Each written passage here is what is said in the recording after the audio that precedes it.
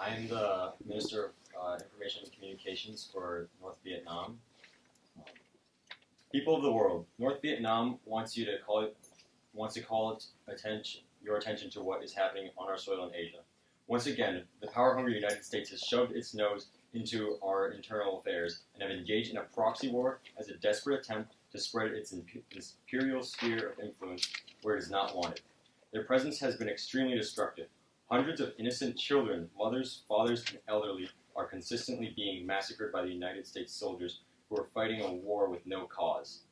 North Vietnam seeks to rewrite their history and finally and rightfully become a sovereign nation. Just one example of the horrendous actions of the United States is the My Lai massacre.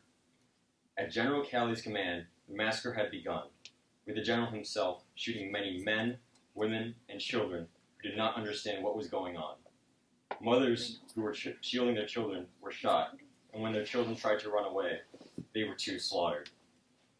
Huts were set on fire, and anyone inside who tried to escape was gunned down.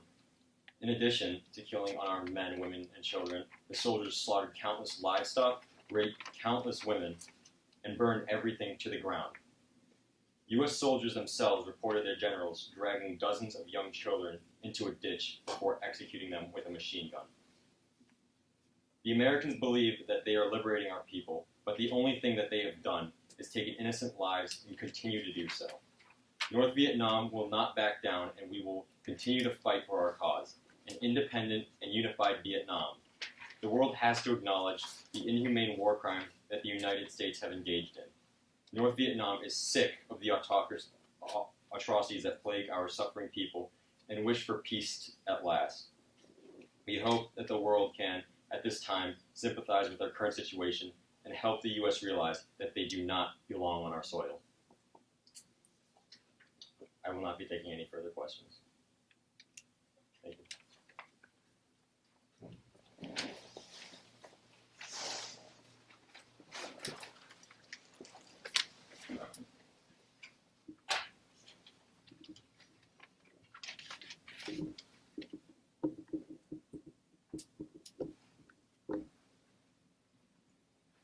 Nixon is a law and order candidate who will bring peace, prosperity, and a bright future to America after the failure of the Democrats and LBJ.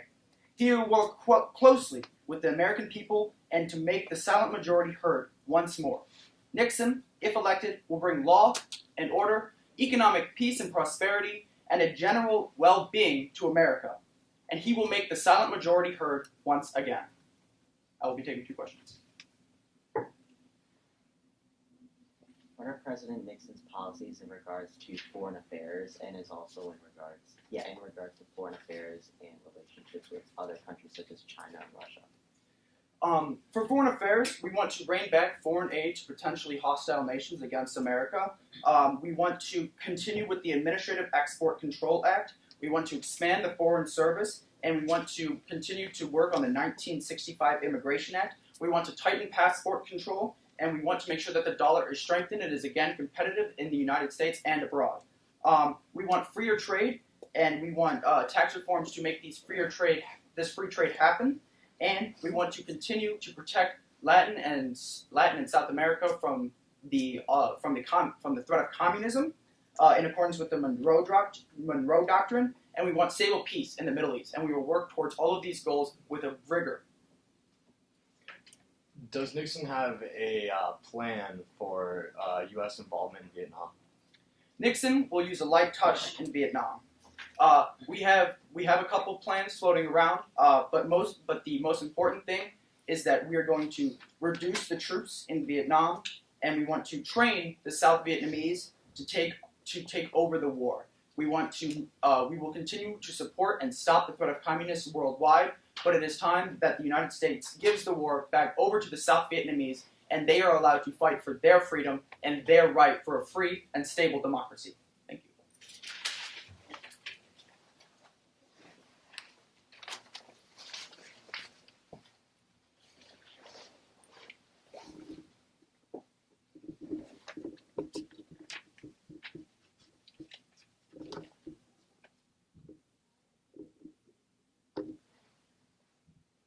Today, I, the Minister of Post, Telegraph, and Telephones, will be representing France. In recent events, the Sorbonne students, along with construction and steel unions, have revolted, demanding representation, better wages, and better hours. Economically, France is taking cuts from certain government organizations and raising income taxes to send our support to these unions. Additionally, France will be giving students a platform on which to speak their mind. This platform is a place on the school board. This being said, violence will not be tolerated, and those who demonstrate violence will not be allowed to participate in this race. In the news of recent violence, in an effort to protect our citizens, 12 new officers are being trained in each department within the borders of Paris. This is a way to keep the safety of the people at utmost importance. France does not wish to entertain any questions today.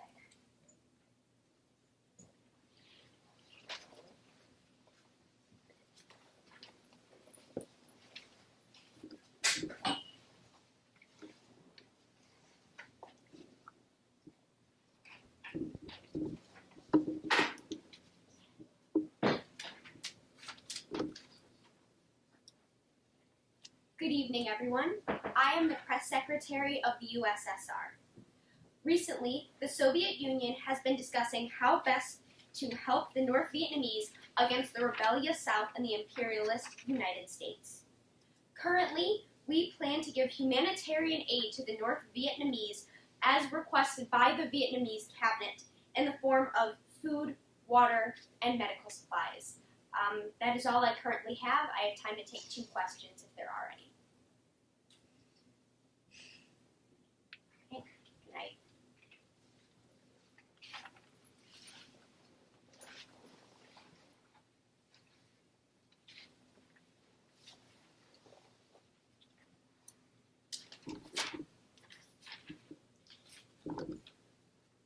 Good evening. I'm the press secretary for the United States. Today, the United States has focused their attentions on Vietnam and the recent events at home. First, I'd like to focus on Vietnam. The Johnson administration is committed to de-escalation of Vietnam.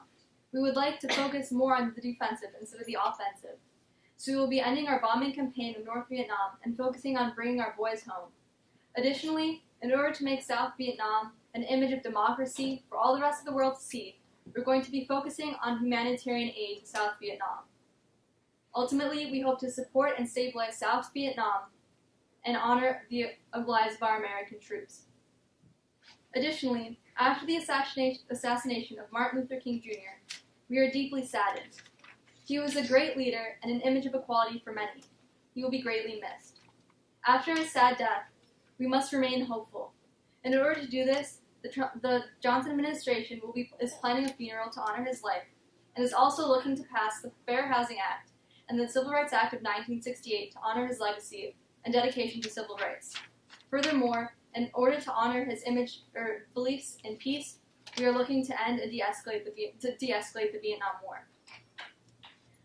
After the death of MLK, there have been urban riots that we wish to address. In order to do so, we have planned to bolster the local police force with the National Guard, which will not be used violently, but only to uphold the protesters' right to protest in a constructive and constitutional way. Because ultimately, the Johnson administration shares their anguish and shares their belief in civil rights. We also hope to open bilateral talks with these protesters in order to pursue our common goal of civil rights. Ultimately, when we do this, we hope to make Chicago and all American cities safe. Especially focusing on Chicago, we would like to make Chicago safe for the DNC as we nominate the next American president. Thank you. I will now take questions. So if the Johnson administration is for the de-escalation of the Vietnam War, why did President Johnson recently veto the Vietnam De-Escalation Act of 1968 after it won the Senate vote? Right. So Johnson is in favor of de-escalation, and because of the recent events that have occurred, there have been some pieces in that De-Escalation Act that he would like to change, but ultimately the total goal in it and the efforts of de-escalation is a view he still shares. There are just some things that we'd like to amend and modify before we rewrite that act again, and then we ultimately will pass it.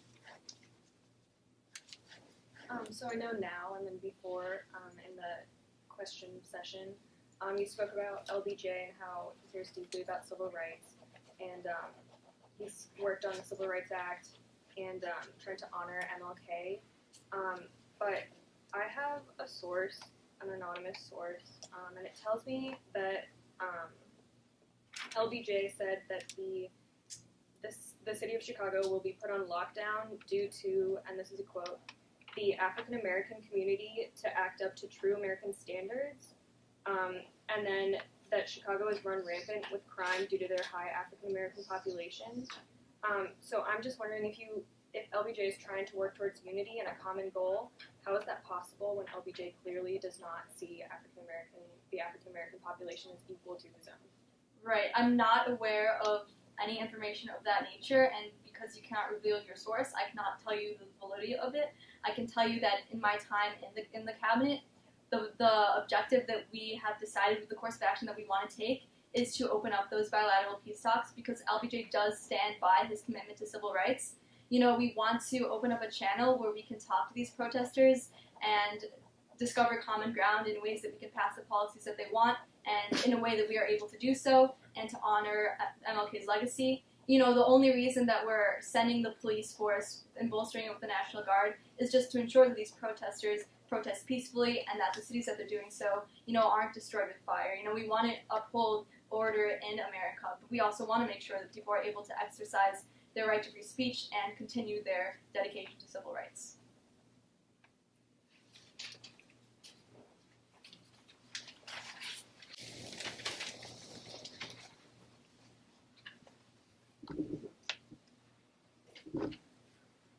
Thank you. The Chinese cabinet has accomplished much in the past couple of days. First, it's worked very hard to help ensure that everyone, even those of lower class, are able to succeed in our country. And we've done this by helping improve factories, improve working conditions, and also to improve farms as well as productivity. And through all of these methods, we've been able to ensure that each citizen has a good standard of living and is doing better than they were prior to Mao's administration. Nonetheless, all of us have seen a major issue that is jeopardizing this great prosperity. And that issue is the Russian aggression against the Chinese border, specifically in Manchuria. The Russians have amassed a great portion of their troops onto our northern border in an attempt to try to threaten the Chinese way of life. But these Russians are not understanding that we will defend our way of life and our moral system. And furthermore, we do not intend on allowing ourselves to be subjugated by an ideology under the Russians that is not helping anyone, and an ideology that has hurt much of Eastern Europe and could very much hurt much of Asia. And for that reason, we hope to extend a helping hand out to other Asian nations that are facing similar Russian subjugation as well as aggression. At this time, I will take up to 2 questions. You stated that each citizen is doing better now that Mao Zedong is in charge. However, during the Cultural Revolution, many intellectuals were prosecuted and even killed simply because they were intelligent, and Mao Zedong's government saw that as a threat. So how can you justify each citizen being happy if intellectuals are being prosecuted by Zedong's government?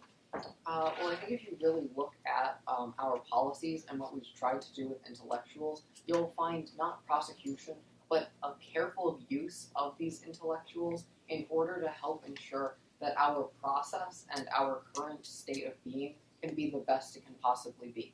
So we've used these technocrats for sure. And because we're using these technocrats in order to help the population and to help our factory output, it's quite clear that we're not going to be going after these intellectuals because they're the very people we're relying on in industries like factories. So the statement that the Russians have moved troops up to your borders, will you be retaliating by sending any troops to your borders as well, or will you just stay calm? We have no intention of retaliating.